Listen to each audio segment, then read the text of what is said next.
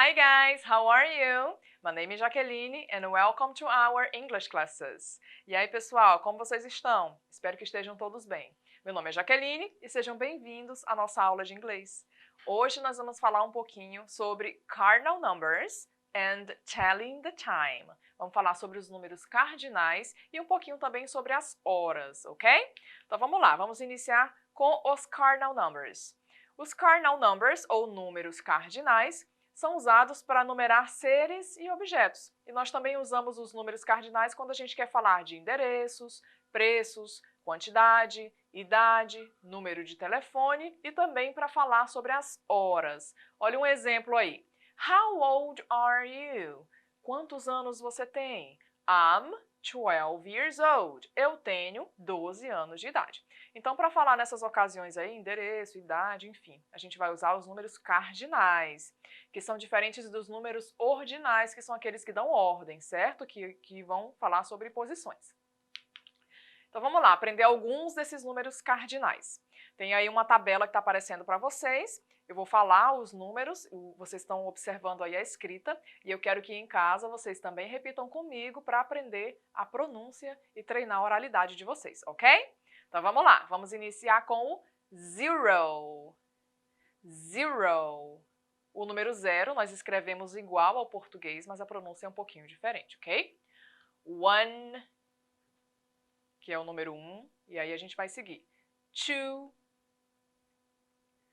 3, 4, 5, 6, 7, 8, 9, 10, 11, 12, 13, 14, 15, 16, 17, 18, 19, 20, que eu posso falar 20 or 20. Todas as pronúncias estão corretas, ok? Ambas as pronúncias estão corretas. Ok, vocês observaram alguma coisa similar nesses números, pessoal? Tanto de pronúncia quanto de escrita? Observem aí na tela. Então, eu destaquei para vocês que, a partir do número 13, né, até o número 19, todos eles têm a presença do teen no finalzinho. E aí eu vou já explicar para vocês por quê. É importante que vocês lembrem sempre que os números de 1 a 9, pessoal, são números muito importantes que vocês saibam pronunciar e também escrever, porque eles vão servir como base para todos os outros números que nós vamos aprender hoje, tá? Então é importante vocês saberem. Já os números de 13 a 19, vocês precisam também prestar atenção porque eles podem ser confundidos com os números inteiros. A pronúncia é bem similar. Então, aqui nos números de 13 a 19, a gente tem a presença em todos eles no finalzinho, o teen. O teen significa jovem, adolescente, né? Então, lembre-se sempre que quando termina o número em teen, é de 13 a 19, certinho? E geralmente a gente usa o número base, por exemplo, observem aí o 14. 14, a gente usa o número 4 e o finalzinho teen para formar o 14. Olha o 16, 16, usa o 6 e o teen, ok? Agora, esses são os números base, né? Como é que a gente faz para falar dos outros números? É fácil e é bem simples. Lembra que nós terminamos no 20, que é o 20, 20? Observem aí como que seguem os números agora a partir do 20, do 20. Let's repeat, vamos repetir. 21, 22, 23, 24, 25, 26, 27, 28, 29. Lembrando que o 20 também pode ser chamado de 20, ok? Sem problemas. Então, observem aí, eu usei a casa dos 20, que está escrita aí da forma integral, né, 20, e aí eu adicionei o outro número cardinal que segue. Então, é como do jeito que ele aparece, né? 21, 22. Então, vai ser sempre dessa forma, ok? Depois do 29, que é o 29, tem o 30, que é a casa inteira. Como é que você vai fazer o 31, 32, 33, 34? Seguindo essa mesma ordem. Usa o 30, que é o 30, e vai adicionando os números. 1, 2, 3 e 4, ok? Vamos pronunciar agora os números inteiros. Então, temos aí o 30, que é o 30, 40, 40, 50, 50, 60, 60, 70, 70, 80, 80, 90, 90, e aí vamos para a casa dos 100, 100. A gente pode falar o 100 como 100 ou como 100, ok? Os dois estão corretos.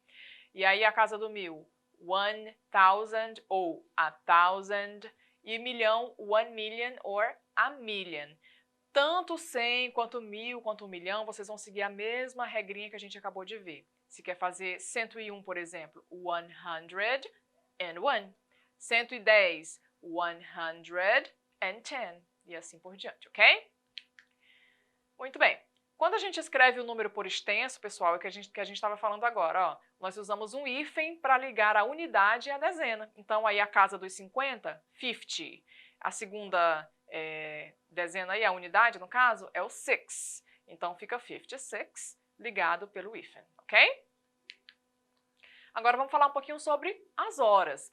Para perguntar as horas em inglês, a gente tem várias perguntas possíveis. Eu trouxe para vocês hoje 3 perguntas que a gente pode usar. Então, observem aí comigo. A primeira é, what time is it? What time is it? Or, what's the time? Or, do you have the time? Essas 3 perguntas podem ser usadas para perguntar sobre as horas. Então, que horas são? Ok? Você tem as horas? Como é que eu posso responder ou como é que eu posso usar essa pergunta dentro de um diálogo? Tem o exemplo aí embaixo para vocês. Vamos lá. Excuse me, what time is it? Com licença, que horas são? It's 2 o'clock. São 2 horas.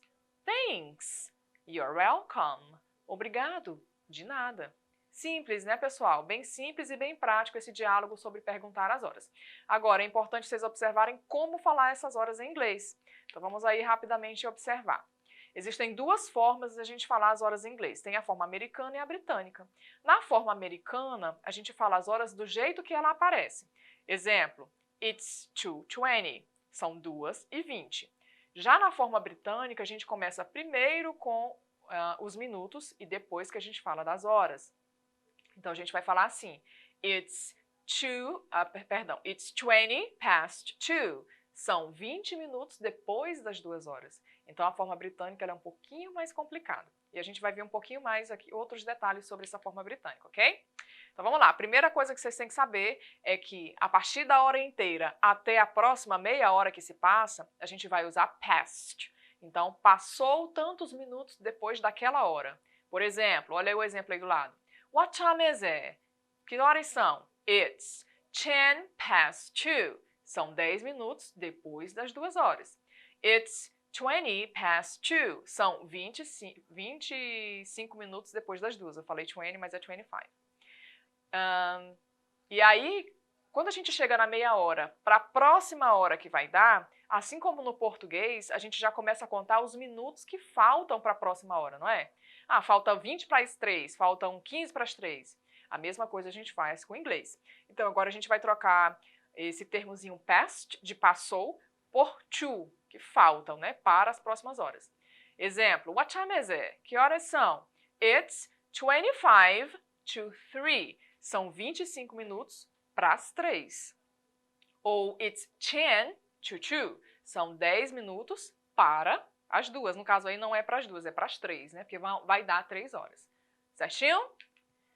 Outra coisa importante também é que nós vamos dividir aí o relógio em 4 partes. Cada parte vai ser chamado de a quarter. A quarter significa um quarto, ou seja, qual é um quarto de hora? 15 minutos. Então, quando passar esses 15 minutos, a gente fala a quarter, e quando faltar 15 minutos para a próxima hora, a gente também vai dizer a quarter, ok? Então, a quarter past 2, um quarto depois das 2, ou seja, 15 minutos depois das 2 horas.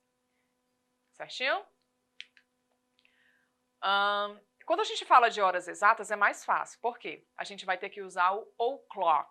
esse o'clock significa justamente que a hora está em ponto, certo? Por exemplo, it's 2 o'clock, são 2 horas em ponto. E aí também tem aí o AM e o PM, que a gente usa na língua inglesa, né? O AM significa antes do meio-dia e o PM depois do meio-dia, ou past meridian or something, right? Então a gente pode usar esses termos aí, já que em inglês a gente não diz 14 horas, 15 horas, né? A gente usa o formato 12 horas.